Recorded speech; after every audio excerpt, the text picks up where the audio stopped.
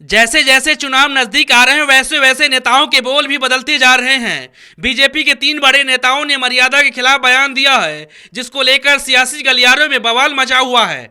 विवादित बयान देने वालों की लिस्ट में केंद्र की मोदी सरकार में कृषि राज्य मंत्री संजीव बालियान का भी नाम शामिल है। सवाल तो यह भी है कि अखिलेश राज्य में बीजेपी के नेता एक समुदाय को धमकाते हुए बयान दे रहे हैं, लेकिन अभी तक कार्रवाई के नाम पर कुछ भी नहीं हुआ है। अब आप ये भी जान लीजिए कि बीजेपी के वो 3 बड़े नेता कौन हैं। मुजफ्फरनगर दंगों के आरोपी सुरेश राणा, केंद्रीय कृषि राज्य मंत्री संजीव बालियान और दिल्ली से सांसद रमेश बिधुरू ने यूपी में जनसभा को संबोधित करते हुए विवादित बयान दिया है। सुरेश राणा ने कहा कि हम चुनाव जीत गए तो देवबंद मुरादाबाद में कर्फ्यू लग जाएगा। केंद्रीय कृषि राज्य मंत्री संजीव बालियान ने कहा कि मुलायम सिंह यादव के मरने का समय आ गया है। सबसे पहले आपको बीजेपी के विधायक सुरेश राणा के बारे में बताते हैं। सुरेश राणा इस बार भी यूपी के शामली के थाना भवन से बीजेपी के उम्मीदवार है। सुरेश राणा कह रहे हैं कि इस बार वो जीत गए तो देवबंद मुरादाबाद में कर्फ्यू लग जाएगा।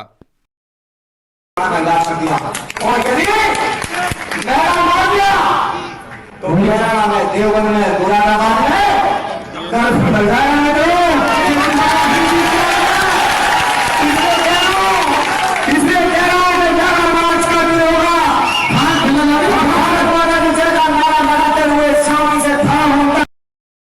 मथुरा में बीजेपी उम्मीदवार के समर्थन में प्रचार करने पहुंचे केंद्रीय कृषि राज्य मंत्री संजीव बालियान ने भी मर्यादा का ख्याल नहीं रखा। संजीव बालियान ने कहा कि मुलायम सिंह यादव हमेशा सांप्रदायिक राजनीति करते आए हैं, अब उनकी मौत का वक्त आ गया है। जीने का समय अब उनका रहा नहीं। समाजवादी पार्टी इसी चुनाव में दफन हो जाएगी। हमेशा सांप्रदायिक राजनीति मुलायम सिंह यादव ने की थी और मैं उनसे कहना चाहूंगा कि अब तो मरने का समय आएगा, जीने का समय उनका रहा नहीं। तो समाजवादी पार्टी इसी चुनाव में दफन हो जाएगी।